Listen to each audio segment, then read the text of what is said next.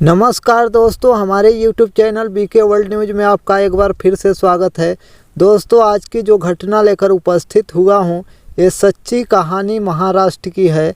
दोस्तों, महाराष्ट्र शहर के अंदर एक करोड़पति व्यक्ति रहा करता है जिसका नाम सोनू होता है। और सोनू जो कि कई कंपनियों का मालिक है और उन्होंने अपनी सारी कंपनियों पर मैनेजर रख रखे हैं जो पूरा हिसाब किताब उसे घर पर ही दिया करते हैं। यानी कि रुपए पैसों को उसके पास कोई भी दिक्कत नहीं है, अच्छी तरह से उसका समय व्यतीत हो रहा है। वह घर पर अपने परिवार के साथ रहा करता है। उसका एक लड़का है जिसकी उम्र 15 साल की है। एक दिन सुबह सुबह वह अपने घर के गार्डन में बैठकर अखबार पढ़ रहा था और साथ में चाय की चुस्कियाँ ले रहा था। तभी अचानक से उसके बेटे का एक दोस्त उससे मिलने के लिए आता है और सोनू बैठा बैठा अपने बेटे और उसके दोस्त को देख रहा था। और देखने के बाद उसे अपने एक दोस्त की याद आ जाती है। इसके बाद जो सोनू होता है वह अपने दोस्त से मिलने का फैसला करता है और घर के अंदर जाकर अपनी पत्नी से सामान पैक करने के लिए कहने लगता है और कहता है कि मुझे अपने दोस्त से मिलने के लिए जाना है। तो उसकी पत्नी उससे पूछने लगती है कि कौन सा दोस्त और किससे तुम मिलने जा रहे हो। तो वह कह देता है कि मैं अपने दोस्त सुरेश से मिलने जा रहा हूँ। इस नाम को सुनते ही उसकी पत्नी एकदम से इस बात के लिए तैयार हो जाती है और कहने लगती है कि ठीक है, मैं सामान पैक कर लेती हूँ और हम दोनों चलेंगे उनसे मिलने के लिए। पत्नी सामान पैक करने लगती है, लेकिन तभी जो सोनू होता है वह बाहर आता है और बाहर आकर अपने बेटे को भी तैयार होने के लिए कहता है। अब बेटा पूछता है कि पिताजी हम कहाँ जा रहे हैं। तो वह कहता है कि एक खास आदमी है और उससे तुम्हें मिलाना है। इस बात को सुनकर बेटा कहने लगता है कि पिताजी आप चले जाओ, लेकिन पिता कहता है कि नहीं बेटा, तुम्हारा उससे मिलना बहुत ज़रूरी है। इसके बाद बेटा भी अपने पिता के साथ जाने के लिए तैयार हो जाता है और सभी लोग तैयार होकर वहां से निकलने लगते हैं। धीरे धीरे सफ़र तय होता है और सफ़र तय करने के बाद वह लोग सीधा बिहार के शहर पटना में पहुंच जाते हैं। अब पटना आने के बाद जो सोनू नाम का व्यक्ति होता है वह वहीं पर एक नज़दीकी बैंक में जाता है और बैंक से लगभग 8 से 10 लाख रुपए निकाल लेता है और गाड़ी में बैठकर इस सफ़र को दोबारा से तय करने लगता है। अब जैसे ही बेटा देखता है कि पिताजी ने ढेर सारे पैसे निकाले हैं तो वह उनसे पूछने लगता है कि पिताजी आपने इतने सारे पैसे क्यों निकाले हैं। इस बात को सुनकर पिताजी मुस्कुराने लगते हैं और कहने लगते हैं कि बेटा इन पैसों की ज़रूरत है, किसी का मुझ पर कर्ज है और उस कर्ज को मुझे चुकाना है। अब यह बात बेटे को बिल्कुल भी हजम नहीं हो रही थी क्योंकि उसके पिता काफ़ी पैसे वाले थे, तो उनके ऊपर किसी का कर्ज होना बिल्कुल भी पॉसिबल नहीं था। तो वह कहने लगता है कि पिताजी आप क्यों मेरी टांग की खिंचाई कर रहे हो, आपके ऊपर भला किसका कर्ज है। तो वह कहने लगता है कि ठीक है बेटा, अगर ऐसी बात है तो तुम्हें एक छोटी सी कहानी सुनाता हूँ। उस कहानी को सुनने के बाद बताना कि मुझ पर कर्ज है या नहीं। तो बेटा भी इस कहानी को सुनने के लिए उत्सुक हो जाता है और माँ इस बात को देखकर समझ गई थी कि अब उनका पति अपने बेटे को कौन सी कहानी सुनाना चाहते हैं।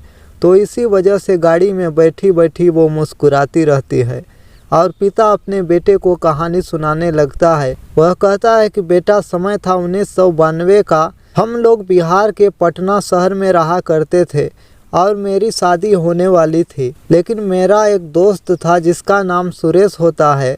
सुरेश की पहले ही शादी हो चुकी थी और उसको 2 बच्चे भी थे, एक लड़का और एक लड़की। बड़ा लड़का था और छोटी लड़की। वैसे तो मेरा नाम सूरज है, लेकिन मेरा दोस्त सुरेश और उसकी पत्नी मुझे प्यार से सोनू कहा करते थे और मुझे छोटे भाई की तरह प्यार दिया करते थे। सब कुछ अच्छी तरह से चल रहा था। मैंने पढ़ाई लिखाई कर ली थी और मैं किसी रोज़गार को ढूंढ रहा था कि मुझे कोई अच्छा सा रोज़गार मिल जाए जिससे मैं अपने ज़िंदगी को बेहतर बना सकूं।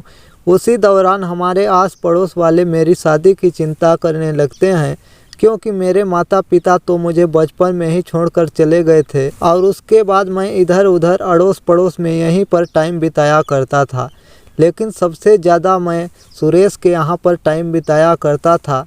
वह मेरा अच्छे से ख्याल रखा करता था और बड़े भाई की तरह मुझसे हर बात को समझाया करता था। अब जब आस पड़ोस वाले शादी के लिए कहते हैं तो मैं भी अपनी शादी कर लेता हूँ, लेकिन शादी के बाद मुसीबतें आनी स्टार्ट हो जाती हैं, क्योंकि शादी के बाद अब मैं अकेला तो रह नहीं गया था। मेरा घर बस चुका था और घर के अंदर घर को चलाने के लिए पैसे चाहिए थे, जो मेरे पास बिल्कुल भी नहीं था। मैं इन्हीं सब बातों से बहुत ज़्यादा परेशान हो रहा था और जब भी मैं सुरेश से इन बातों को किया करता था तो वह कुछ ना कुछ सहारा मुझे दे दिया करता था और कहता था कि तू चिंता मत कर, मैं हूँ तेरे साथ। इन सभी बातों से मैं काफ़ी ज़्यादा परेशान हो गया था और अब मुझे कुछ बड़ा करना था। इसलिए मैं सोचता हूँ कि मैं कहीं बाहर चला जाऊँ और वहाँ पर रहकर मेहनत मजदूरी करके अपना पालन पोषण करूँ। मैं बाहर जाना चाहता था, लेकिन बाहर जाने के लिए भी पैसे लगते हैं और मेरे पास बिल्कुल भी पैसे नहीं थे। इसके बाद लगभग 1994 में मैं और मेरी पत्नी अपने दोस्त सुरेश के पास जाता हूँ। वहाँ पर उनकी पत्नी कामना भी बैठी हुई थी और हम दोनों पति पत्नी उनसे बातें करने लगते हैं। बातों ही बातों में मैं उससे बता देता हूँ कि मुझे बाहर जाना है और बाहर जाने के लिए मुझे कुछ पैसों का इंतज़ाम करना है। मैं उनसे कहता हूँ कि यार ऐसा कर, मेरी ज़मीन को बेच दे और उससे मुझे जो पैसे मिलेंगे उन पैसों से मैं अपना रोज़गार चला लूँगा। लेकिन तभी सुरेश और उसकी पत्नी कहने लगते हैं कि अरे ऐसी कौन सी बात हो गई है जो तू ज़मीन बेचने की बात कर रहा है, और वैसे भी उस टाइम पर ज़मीनों का इतना भाव नहीं था। तो इसी वजह से वह लोग कहने लगते हैं कि तुम चिंता मत करो, तुम्हें कितने पैसे चाहिए। तो मैं उनको बताता हूँ लगभग 10,000 रुपयों का इंतज़ाम हो जाए तो बहुत ही अच्छी बात है, उन पैसों से मैं अपना रोज़गार चला सकता हूँ। इसके बाद अपनी पत्नी के कुछ जेवर उसके पास रखे हुए थे, उन जेवरों को लेकर एक सुनार के पास जाता है और वहाँ पर 10,000 रुपये में उन जेवरों को गिरवी रख देता है और जो पैसे उसे मिलते हैं उन पैसों को लाकर मेरे हाथ में थमा देता है। अब मैं जैसे ही अपने हाथ में पैसे देखता हूँ तो अपने दोस्त से पूछने लगता हूँ कि कहाँ से लेकर आए हो।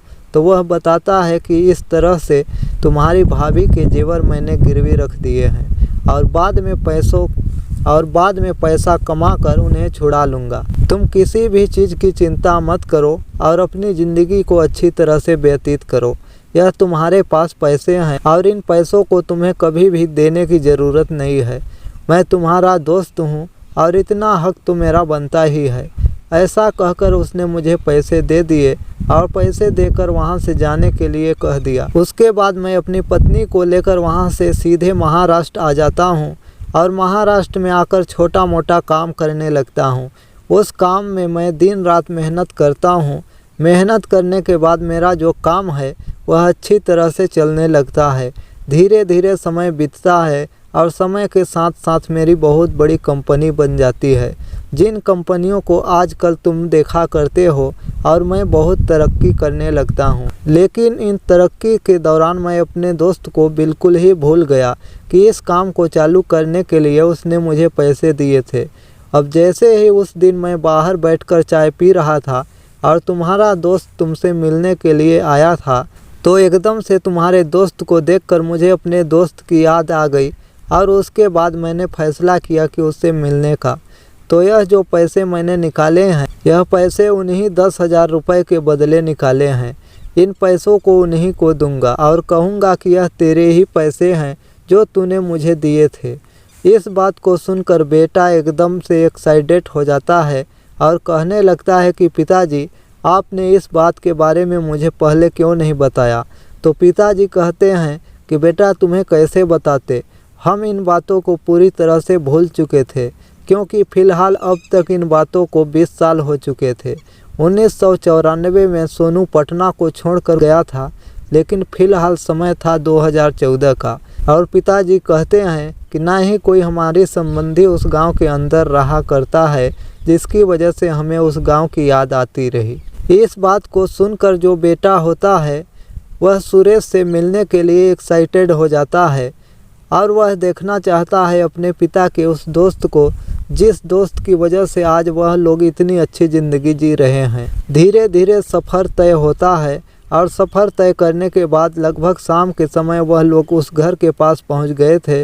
बड़ी सी गाड़ी को लेकर वह सुरेश के घर के सामने खड़े हो गए थे और यह बात देखकर गांव के कुछ लोग उस व्यक्ति की तरफ बड़ी अजीब निगाहों से देखने लगते हैं, क्योंकि सुरेश की घर की हालत काफ़ी ज़्यादा ख़राब थी और फिलहाल देखने में लग रहा था कि कई सालों से इसकी कोई मरम्मत नहीं हुई है। यह बात सूरज को भी महसूस होती है और इसके बाद वह अपनी गाड़ी से उतरता है और सीधे उस घर के अंदर जाने लगता है। गांव का माहौल था तो घर का दरवाज़ा खुला हुआ था, तो अपने परिवार को लेकर सीधा उस घर के अंदर चला जाता है। घर के अंदर सुरेश और उसकी पत्नी बैठकर आपस में बातें कर रहे थे, लेकिन अचानक से जैसे ही सूट बूट वाले व्यक्ति उनके घर में घुसते हैं तो एकदम से वो हैरान हो जाते हैं। तभी सुरेश उनसे कहता है कि हाँ भाई, कौन हो और तुम इस तरह से घर के अंदर क्यों घुसे आ रहे हो। इस बात को सुनकर सोनू मुस्कुराने लगता है। इधर जो सोनू की पत्नी थी वह भी मुस्कुराने लगी थी। तभी जो सूरज होता है वह कहने लगता है कि साहब, यहाँ पर हमें किसी व्यक्ति से मिलना है। तो जो सुरेश होता है वह यह बात सुनकर हैरान हो जाता है, क्योंकि इस व्यक्ति के पहनावे से लग रहा था कि यह एक करोड़पति व्यक्ति है, फिर भी उसे साहब कह रहा है। तो वह कहने लगता है कि अरे भाई, क्यों मजाक कर रहे हो, साहब तो तुम हो और हम साहब कैसे हो गए। तो सोनू कहने लगता है कि नहीं साहब, मेरे लिए तो आप ही साहब हो, अगर आप नहीं होते तो आज मैं ऐसा नहीं होता। इसके बाद सुरेश कहने लगता है कि देखो भाई, मजाक मत करो, मजाक काफ़ी हो गया, और ये बताओ कि तुम हो कौन। तो जो सोनू होता है वह कहने लगता है कि साहब, वैसे तो मेरा नाम सूरज है, लेकिन प्यार से कुछ लोग मुझे सोनू कहकर पुकारते थे। अब जैसे ही सुरेश और उसकी पत्नी कामना इस बात को सुनते हैं तो एकदम से उन्हें सोनू की याद आ जाती है और वो लोग गौर से देखकर पहचान लेते हैं कि ये वही उनका दोस्त सोनू है जिसे उन्होंने 10,000 रुपये दिए थे और वो इस गांव को छोड़कर चला गया था। तो एकदम से जो सुरेश होता है उसकी आंखों से आंसू टपकने लगते हैं और वो भागकर सोनू को गले लगा लेता है और कहता है कि अरे सोनू, तू तो पूरा बदल गया है और देखने में बिल्कुल भी पहचान में नहीं आ रहा है। और जब सुरेश गले लगता है तो सोनू को उसकी आंखों में भी आंसू आने लगता है और वह फूट फूट कर रोने लगता है। अब जैसे ही माहौल थोड़ा सा शांत होता है तो उसके बाद जो सोनू की पत्नी होती है वो एकदम से सुरेश के पैर छूने लगती है। अब गांव के कुछ लोग यह सब देखकर चौकन्ना हो गए थे और वह घर के अंदर ताका झांकी कर रहे थे। जैसे ही वह देखते हैं कि वह करोड़पति व्यक्ति गाड़ी में बैठकर उनके घर पर आया है और उसके बाद उसकी पत्नी इन गरीब लोगों के पैर छू रही है, तो वो लोग भी हैरान हो जाते हैं और घर की दीवारों से कान लगाकर सुनने लगते हैं। तभी जो सुरेश की पत्नी होती है वो कहने लगती है कि अरे, इसी तरह से खड़े खड़े बात करोगे या इनको बैठने के लिए भी पूछोगे। इसके बाद सुरेश उन सभी को बैठाते हैं और बैठाने के बाद में उनसे हाल चाल पूछने लगते हैं। तो जो सोनू होता है वह सुरेश को अपनी बातें पूरी बताने लगता है और कहता है कि महाराष्ट्र में मेरी बहुत बड़ी कंपनी है और वहाँ पर रहकर मैं बहुत अच्छी ज़िंदगी जिया करता हूँ, लेकिन तुम बताओ तुम्हारा क्या हाल चाल है और यह आप लोगों ने अपना क्या हाल बना रखा है। इस बात को सुनकर सुरेश और उसकी पत्नी एकदम से खामोश हो जाते हैं और उनके चेहरे पर मायूसी साफ साफ दिखाई देने लगती है। तभी जो सोनू होता है वह सुरेश का हाथ अपने हाथ पर रखता है और कहता है कि दोस्त, तू बेशक मेरा दोस्त है, लेकिन तू मेरे लिए बड़े भाई से कम नहीं है, क्योंकि शायद अगर तू मेरी उस टाइम मदद नहीं करता तो मैं इतना बड़ा व्यापारी नहीं बन पाता और मेरे इतने बड़े बिजनेस नहीं हो पाते। अगर तुम्हें कैसी भी कोई समस्या है तो बेझिझक होकर मुझे बता सकते हो। आखिर क्या हुआ ऐसा जो तुम्हारी हालत ऐसी हो गई। तो उसके बाद सुरेश अपने बारे में उसे बताने लगता है और कहता है, जब तू यहाँ से चला गया था तो मैंने तुम्हें 10,000 रुपये दिए थे। तो उसके बाद हम दोनों पति पत्नी मेहनत करते हैं और मेहनत करने के बाद उन जेवरों को तो छुड़ा लेते हैं, लेकिन धीरे धीरे परिवार के अंदर बहुत कुछ चेंज होने लगता है। मेरी तबीयत खराब होने लगती है, बच्चे बड़े होने लगते हैं, उनकी पढ़ाई लिखाई का खर्चा और साथ में बेटी जवान होने लगती है। धीरे धीरे मैं बीमार रहने लगा और बीमारी के कारण मुझसे कमाने के लिए नहीं जाया जाता था। मेरा बेटा जो कि बाहर मेहनत मजदूरी किया करता है और मेहनत मजदूरी करने के बाद परिवार की आर्थिक स्थिति को मजबूत करना चाहता है, लेकिन कैसे भी करके इतना पैसा तो कहाँ से जोड़ सकता है। जो भी पैसे वो कमाया करता है उन पैसों से घर का खर्च चला करता है और साथ में मेरी बीमारी का इलाज भी हुआ करता है। मैंने अपनी बेटी को उसके मामा के यहाँ पर छोड़ रखा है ताकि घर का खर्च कुछ कम हो सके। और इन्हीं बातों को बताते हुए सुरेश एक बार फिर से फुट फुट कर रोने लगता है और उनकी पत्नी कामना की आंखों में भी आंसू आ जाते हैं। तो सोनू और उसकी पत्नी दोनों उनको संभालते हैं और उसके बाद उस सूटकेस को, जिस सूटकेस के अंदर ढेर सारे पैसे थे, उसको उसके सामने रखते हैं और कहते हैं कि देखो, मैं तुम्हारा कर्ज चुकाने के लिए तुम्हारे पैसों को लेकर आया था। इसके बाद सुरेश कहने लगता है, अरे भाई मैंने तुमसे कह तो दिया था कि यह कोई कर्ज नहीं है, यह तो हमारा प्यार है जो हमने तुम्हारे लिए किया था। वो लोग इसी तरह की बातें कर रहे थे और तभी यहाँ पर सुरेश का बेटा आ जाता है जो कि अब तक मजदूरी कर रहा था। और इसके बाद जैसे ही वो घर के अंदर इन लोगों को बैठा देखता है तो एकदम से हैरान हो जाता है। तभी सुरेश अपने बेटे को इशारा करते हैं और उसे अपने पास बुला कर बैठा लेते हैं। वह सोनू से कहते हैं कि सोनू, यह मेरा बेटा जो कि मजदूरी करके हमारे परिवार की आर्थिक स्थिति को मजबूत करना चाहता है। तो सोनू सुरेश के बेटे से पूछने लगता है कि बेटा तुम क्या काम करते हो।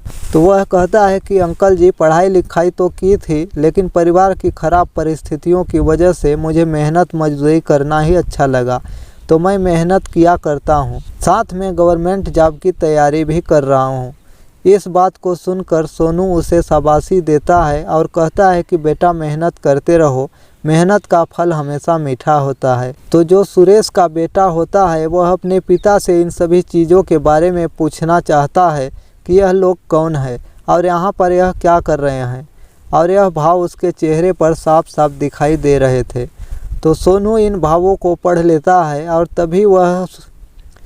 तभी वह सुरेश के बेटे को बता देता है कि बेटा, मैं जानना चाहता हूँ कि तुम क्या जानना चाहते हो, और जो कुछ भी तुम जानना चाहते हो उन सभी चीज़ों के जवाब तुम्हें मिल जाएंगे, लेकिन उससे पहले तुम्हें मेरे साथ चलना होगा। इसके बाद सोनू उठने लगता है, लेकिन तभी सुरेश कहता है कि कहाँ ले जा रहे हो तुम इसे।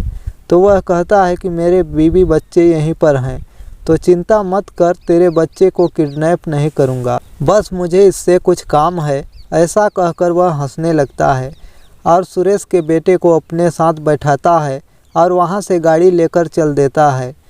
वह सुरेश के बेटे से उसके मामा के यहाँ का एड्रेस पूछता है और वहां से वह लोग सीधे सुरेश के ससुराल पहुंच जाते हैं और वहां से उसकी बेटी को अपने साथ लेकर वापस उसी घर में आ जाते हैं। वहां पर आने के बाद सोनू उससे कहने लगता है कि दोस्त देखो, बहुत हो गया, अब तुम्हें इस तरह से ज़िंदगी जीने की कोई ज़रूरत नहीं। मेरे पास ढेर सारा रुपया है, अच्छा बड़ा मकान पड़ा हुआ है महाराष्ट्र के अंदर, तो अब तुम लोग मेरे साथ वहीं पर चलोगे और वहीं पर जीवन व्यतीत करोगे। यहाँ पर क्या है, यहाँ पर बच्चों को मजदूरी भी बहुत कम मिला करती है। वहाँ पर मेरी किसी कंपनी में तुम्हारा बेटा काम कर लेगा और वहीं पर मेरे साथ जीवन को व्यतीत करो। मैं तुम्हारी बेटी को भी वहीं पर शादी करवाऊंगा। अब यह बातें सुनकर सुरेश कहने लगता है कि नहीं यार, हम यहीं पर ठीक है, तू ही वहीं पर बना रहे और कोई भी कैसी भी दिक्कत नहीं है। अब जो सुरेश का बेटा है वह अभी तक भी संतुष्ट नहीं है और उसे नहीं पता कि यह कौन है और हमारी इतनी ज़्यादा मदद क्यों करना चाहते हैं। तो उसके बाद वह पूछ ही लेता है कि अंकल जी, आप कौन हैं और हमें अपने साथ ले जाने के लिए क्यों कह रहे हो। तो जो सोनू होता है वह उसे बताता है कि बेटा, मैं इसी तरह से तुम्हारे पिताजी का दोस्त हूँ और इसी गांव का रहने वाला हूँ। अब गांव वाले जो बाहर से इस बात पर कान जमाए हुए थे, उन लोगों को भी पता चल जाता है कि यह कौन है और यहाँ पर क्या कर रहा है। तो गांव के कुछ साथी लोग वहां पर आते हैं और आने के बाद उससे अपनी जान पहचान बढ़ाने लगते हैं। सोनू इन सभी बातों को समझ गया था और वह कहने लगता है कि ठीक है, आप जो भी कह रहे हो वह सभी बातें ठीक है, लेकिन फ़िलहाल मुझे अपने दोस्त को अपने साथ ले जाना है। तो सोनू का दोस्त सुरेश कहने लगता है कि भाई अभी तो रात हो गई है, कल सुबह देखते हैं। आज रात तुम यहीं पर रुको और कल सुबह देखते हैं कि क्या होना है। ऐसा कहकर सुरेश सोनू के परिवार और सोनू को वहीं पर रोक लेता है और रात भर वह आपस में एक दूसरे से बातें करते हैं। रात भर में उन लोगों ने तय कर लिया था कि वो लोग वहीं पर चले जाएंगे और वहीं पर अपनी आगे की ज़िंदगी बिताएंगे। दूसरे दिन सुबह सुबह जो सोनू होता है पूरे परिवार को लेकर वहां से महाराष्ट्र अपने घर में ले जाता है और वहीं पर उन्हें आदर सम्मान के साथ रखने लगता है। सोनू ने सुरेश की बेटी की शादी एक बहुत बड़े घर में तय कर दी थी और बेटे को कंपनी के अंदर बहुत बड़ा मैनेजर बना दिया था। कुछ दिनों बाद सुरेश के बेटे की भी शादी हो जाती है और शादी होने के बाद उसकी जो पत्नी आती है वह भी उसी के घर के अंदर रहने लगती है। इसके बाद सुरेश का बेटा अपने लिए एक अलग मकान खरीदता है और उसके अंदर अपनी पत्नी के साथ रहने लगता है। सुरेश और उसकी पत्नी कामना कभी अपने दोस्त के यहाँ पर रहा करते थे तो कभी अपने बेटे के यहाँ पर रहा करते थे और अच्छी तरह से अपने समय को व्यतीत कर रहे थे। अब गांव वाले भी जान चुके थे कि हमारे यहाँ का एक व्यक्ति वहाँ पर बहुत बड़ा आदमी बन गया है, तो गांव से भी कुछ लोग उसके पास आने लगते हैं अपने बच्चों की सिफारिश लेकर और कहते हैं कि हमारे बच्चों को भी कंपनी में काम दे दो ताकि वह भी अपने भविष्य को बेहतर कर सके। तो वह गांव के कुछ लड़कों और लड़कियों को भी वहां पर लगा देता है और हंसी खुशी अपना जीवन व्यतीत करता है। और फिर साल 2020 में सुरेश की मौत हो जाती है। उसका बेटा सूरत के अंदर वहीं पर रहा करता है और उसके 3 बच्चे हैं। सोनू के बेटे की भी शादी हो गई है और शादी होने के बाद उसके 2 बच्चे उसके साथ रहा करते हैं। सोनू का बेटा और सुरेश का बेटा भी इसी तरह से एक दूसरे के अच्छे मित्र हैं और सुरेश का बेटा सोनू के बेटे को छोटा भाई समझा करता है। तो दोस्तों, यह थी आज की कहानी। आप लोगों को कहानी कैसी लगी कृपया कमेंट में ज़रूर बताएं। वीडियो अच्छी लगे तो वीडियो को लाइक करें और यदि आप हमारे चैनल पर नए हैं तो कृपया चैनल को सब्सक्राइब करें। तो दोस्तों, मिलते हैं अगले वीडियो में एक नई इंटरेस्टिंग कहानी के साथ। तब तक के लिए धन्यवाद।